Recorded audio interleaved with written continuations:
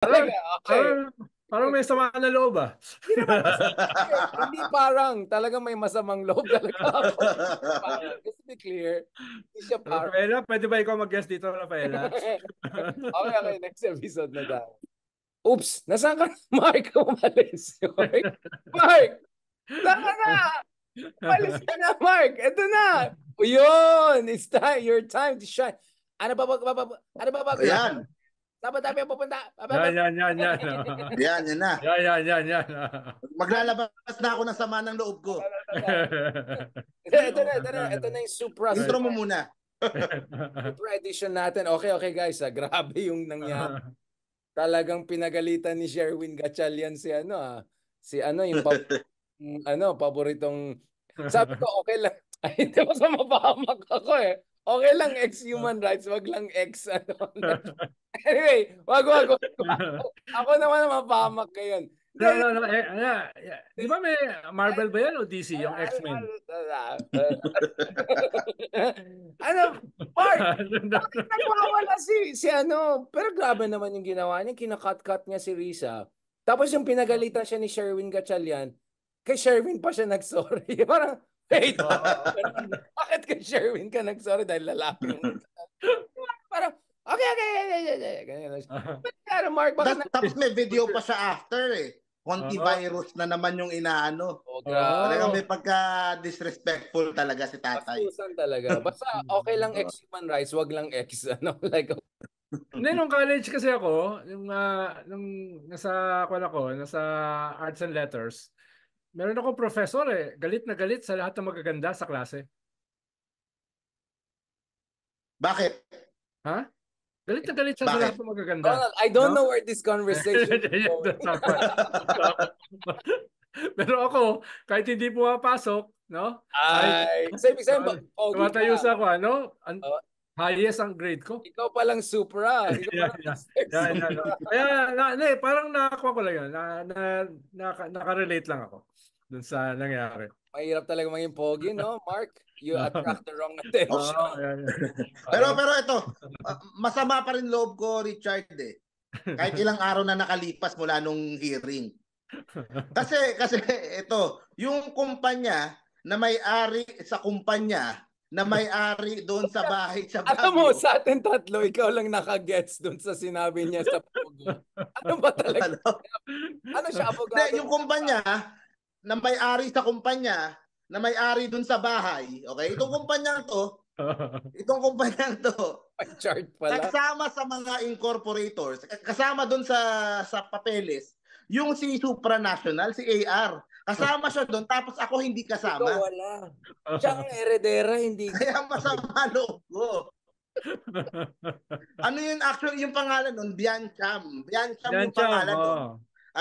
Which is combined din nung anak niya, dalawang anak niya. Sinasabi ko nga, dapat ang pangalan nun, Bianca Mark. Kasama ako dapat. Hindi ako sinama, kaya masama loob ko. Lipat Dapat may interest din ako doon sa bahay na yun sa Benguet, pero hindi niya sinulat yung pangalan ko. O di nakasama sana ako sa hearing, di ba? Hindi ka kasama doon sa pelikula when Harry met Ari. Grabe.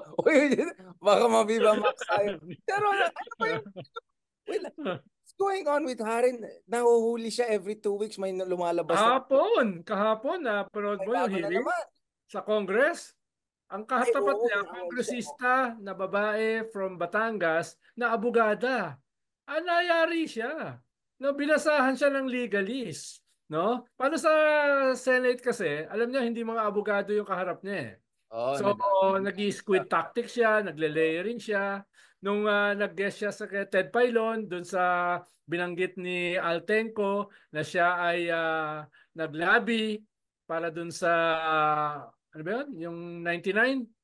Yung Lucky South, 99. Lucky South, 99. Ang sinasabi niya ay hindi naman siya abogado nung Lucky South, etc. etc. So, nag-layering na naman siya. At nag-guest siya sa Ted Pailon, inulit-ulit niya yun. Dito, kahapon, ang nakatapat niya, mga abogado. Inisa-isa yung kanyang mga sinabi. At sinabi na mali yan, etc. etc. Kaya hindi ako magugulat kung hindi lamang, sabi nga nung head ng PAOK, ay itong kanyang binabanggit ng mga companies ay may interlocking directorates, may interlocking beneficial owners. Hindi siya hiwalay, no? At sabi ng corporate lawyer nung isang araw kahapon, hindi naman pwedeng kasuhan yung company, pero pwedeng kasuhan yung miyembro ng company. At siya, inamin niya, miyembro siya ng company. So pwede siyang kasuhan. Ayun lang nga, nadamay pa pati yung kanyang asawa. Okay lang madamay si Mr. Supranational. Mukhang he deserves it naman eh. Pero hindi ko sigurado kung yung asawa niya ay madadamay na wala naman. Ba't naman madadamay? Nakitira lang ng libre sa dorm eh.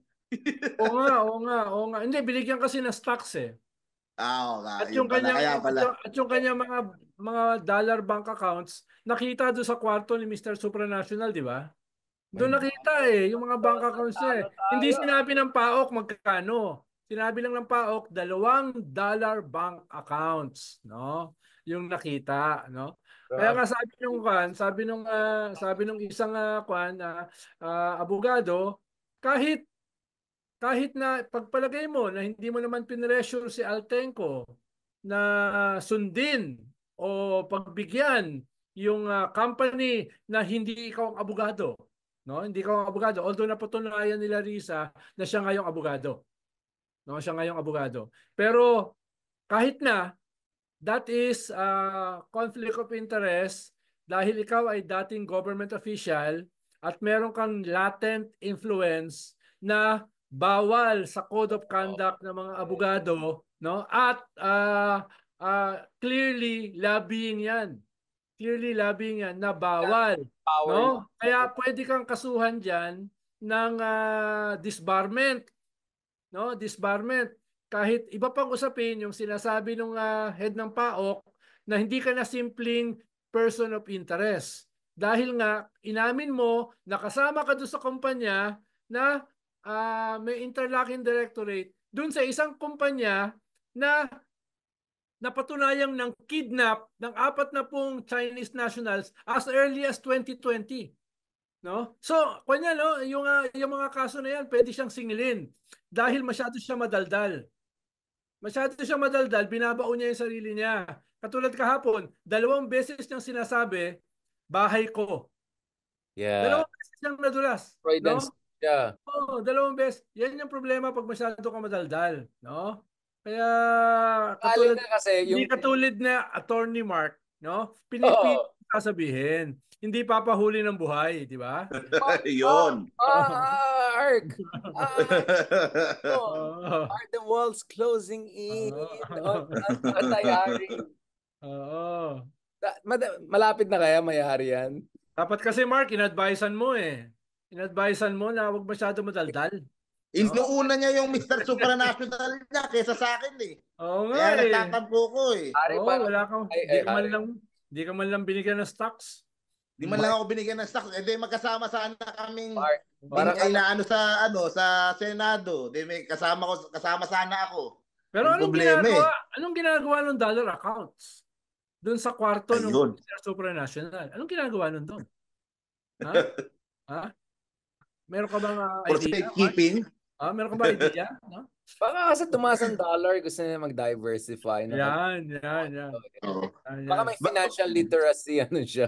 Hindi, baka kasi, ito, sagutin na natin. Kasi, siya yung companion pag mag-abroad. Kaya dapat hawak niya yung mga dollars. Oo, pwedeng mag-withdraw ng dollars. At kasi siya yung taga-turok. Withdraw lang. Diba? Taga-turok ng insulin. Oo. Dahil masyado siyang matamis, no, masyado siyang sweet. Kailangan siyang alalayan. Seriously, bakit parang ngayon nabubuking na siya back to back? Do you think there's a net being... Naalala ko lang kahapon, kausap ko si Walden. Sabi ko kay Walden, no, minsan ka lang bumanat, nakasuhan ka kagad ng libel. Ako araw-araw bumabalat, wala pa rin akong kaso ng libel. Kasi siguro, awain mo sila ng gusto, wag na lang. Not worth it. Baka pa-interview ng 10 program every day. Kawawa naman si Walden, pabalik-balik yung Davao dahil sa isang libel case. Minsan na siya pumanat, no? I think they wanted to make a sample out of me, except it's not working. Neither Walden is withdrawing nor... I mean, grabe, no? Talagang bugbog na bugbog sarado mga Dutertes. Pag-usapan natin sa next episode, tinatanggalan. Pati si Bongo yata nawawala na ng security portfolio, security team. So, pag-usapan natin, is Harry Roque just a telltale of things to come for the ultimate, Tawag dyan, simple na tawag dyan, karma. Ayan. Pag-usapan natin yan. Thank you very much.